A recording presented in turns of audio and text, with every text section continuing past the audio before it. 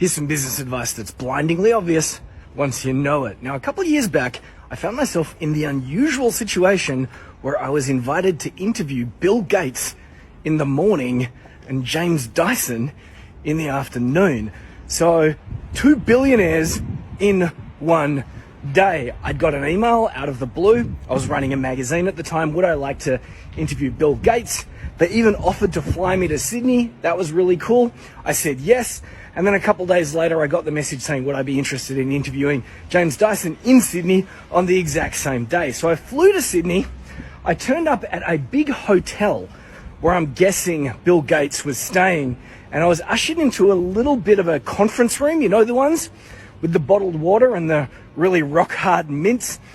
And somebody checked my ID. And I was ushered into this room, and there was Bill Gates sitting on this tall stool with his legs dangling there like Kermit the Frog, sipping on a bottle of water. And I was given a low chair, right? So I'm sitting on my low chair with my notepad, pen and paper. The dynamic had been carefully orchestrated and constructed.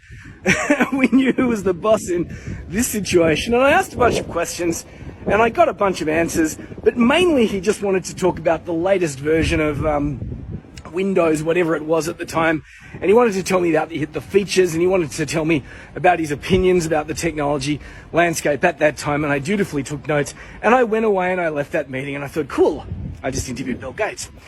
Then I hustled across to the other side of town. This was in Sydney, so Bill Gates' meeting was right in the middle of Sydney. The James Dyson one was scheduled to happen in a suburb called Surrey Hills. If you're in Sydney, you'll know where that is. So I hustled across to Surrey Hills, to an address, and it was like this 5-6 story building in Surrey Hills, and there was an elevator, and he was on the 6th floor, the penthouse suite. So I clicked that button on the elevator, went up, and the door opened, and it was just James Dyson, and he just invited me inside and said, come on in, James, can I make you a coffee?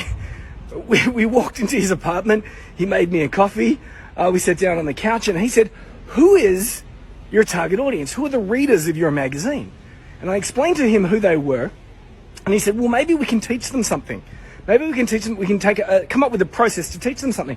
So I interviewed him, and together we came up with a bunch of tips and tactics and pieces of advice for startups, because it was a startup magazine that I was running at that time.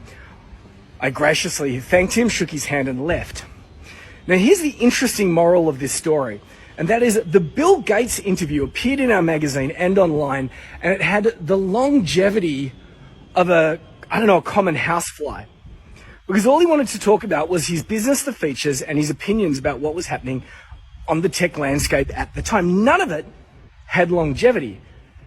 James Dyson's story appeared online and in the magazine and continues to be read by interested business owners, startups namely, to this very day. This happened years ago. Here's the moral of the story. Opinions are worthless. Instruction is priceless. Everybody has an opinion, but they're not particularly useful. If you met, Tiger Woods, would you prefer for his opinion on the PGA, or would you like him to teach you how to improve your golf swing? So how do I take my own advice and transform this long-winded story into some instruction? Well, begin with the words how to. That's the easiest way to transform opinion into instruction. For example, how to create content that's of high perceived value to your target audience that also has extreme longevity.